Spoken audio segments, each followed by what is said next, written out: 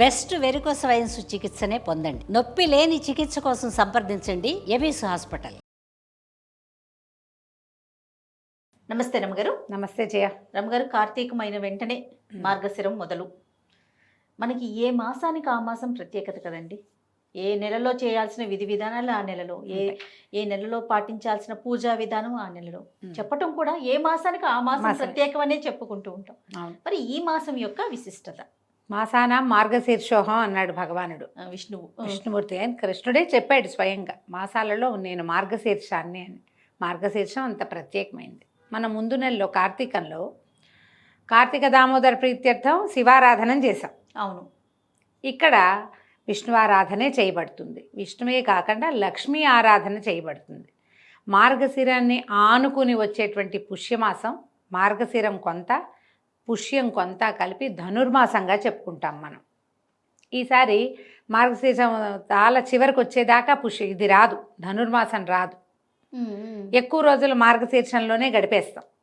మామూలుగా ఏమవుతుంది, సగం మార్గశీరం అయ్యాక అప్పుడు ధనుర్మాసం మొదలయ్యేది. ఇది సంక్రమణంతో కదా మన పండుగ. అవును, అక్కడి నుంచి మొదలు పెడతాం. ఈసారి కొంచెం మార్గశీర్షం పెద్దదిగా ఉంది. మార్గశిరంలో మొదటి రోజు ఒక పండగ పోలిపాడ్యమి, తర్వాత షష్ఠి ఒక పండగ సుబ్బారాయి షష్ఠి, తర్వాత సప్తమి భాను సప్తమి అంటారు, సూర్యారాధన చేస్తారు. అష్టమి కాలభైరవ అష్టమిగా చాలా విశేషమైంది. తర్వాత ఇంకోటి ఏం చేస్తాము, ఏకాదశి గీతా జయంతి ఏకాదశి, తర్వాత ద్వాదశి చతుర్దశి పౌర్ణమి చాలా విశేషమైంది. దీంతో పాటుగా మార్గశీర్షంలో వచ్చే గురువారాలు అమ్మవారి ప్రీత్యర్థము పూజిస్తాం. లక్ష్మీదేవికి పూజ చేసే రోజులు ఇవి. మార్గశిర గురువార వ్రతం చాలా విశేషంగా కనపడుతుంది. మనం కార్తీకం నెల రోజులు దీపారాధన చేసాము, రోజు దీపాలు పెట్టుకున్నారు. పౌర్ణమి నాడు 365 ఒత్తులు వెలిగించాము. అన్ని రోజులు దేవాలయ దర్శనాలు చేశాము. పోలిపాడ్యమితోటే కార్తీక మాసం పూర్తవుతుంది.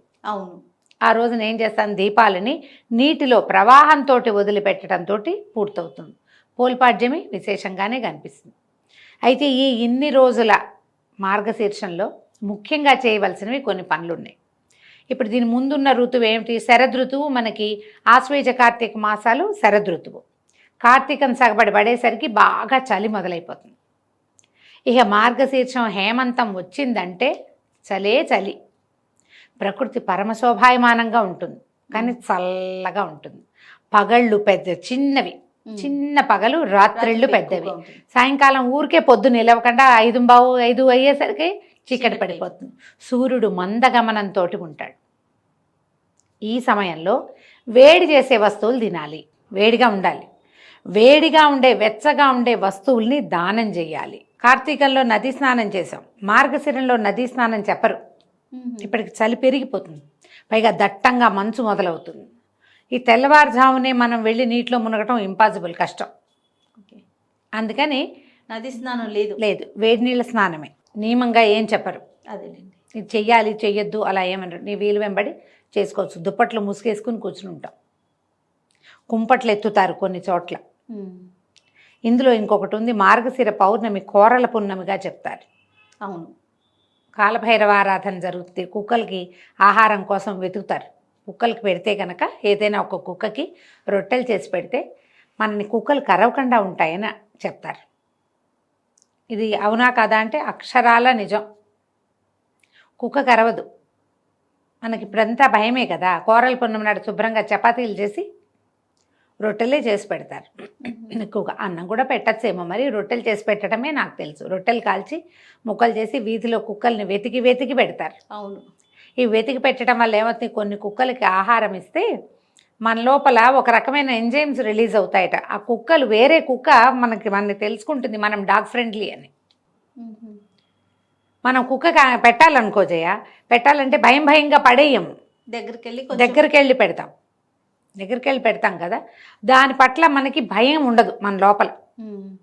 ఆ భయం పోయేసరికల్లా మనం ఏ కుక్కను చూసినా భయపడము. అందుకని పూర్వం ప్రత్యేకంగా చేయించేవాళ్ళు. ఈ పున్నమికి తప్పకుండా కోరల పున్నమి నాడు ఇది పెట్టాలి. ఇట్లా గీతా జయంతి విశేషంగా చేసుకుంటాం. ఈ నెల రోజులు ఏ ఆరాధన చేయాలి అని ప్రత్యేకంగా అడిగితే విష్ణు ఆరాధనకి మంచిది. కార్తీక మాసంలో పురాణాలు అవి విన్నాము. ఇక మార్గశీర్షంలో ప్రతిరోజు విష్ణు సహస్రనామ పారాయణ చేసుకుంటే మంచిది. జనరల్గా విష్ణువు కానీ ఏదైనా సహస్రనామం చదివామనుకో లక్ష్మీ అష్టోత్తరం చదువుకుంటాం వెనకాల. అమ్మవారు నిత్యాన పాయని కాబట్టి అవును. ఆమెను కూడా తలుచుకోవాలి. విష్ణు లక్ష్మీ సహస్రాలని కాదు, లక్ష్మీ అష్టోత్తరము విష్ణు సహస్రనామాన్ని ప్రతిరోజు సాయంకాలం పారాయణ చేయండి. చాలా మంచిది. చాలా పాజిటివ్ ఎనర్జీ పెరుగుతుంది. ధన సంబంధమైన చిక్కులు, డబ్బుకి ఇబ్బంది పడే వాళ్ళకి ఇది మంచి రెమెడీగా ఉపయోగపడుతుంది.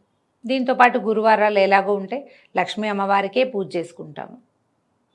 లక్ష్మీనారాయణులని పూజించడమే. సాయంకాలం ఏంది దీపారాధన చేసాం, ఒక అగరత్తులు వెలిగించాం, 2 పువ్వులు పెట్టాం, కాస్త గంధం సమర్పయామి అని గంధం పెట్టాం, విష్ణు సహస్రనామం చదువుకుని లక్ష్మీ అష్టోత్తరం చదువుకున్నాం.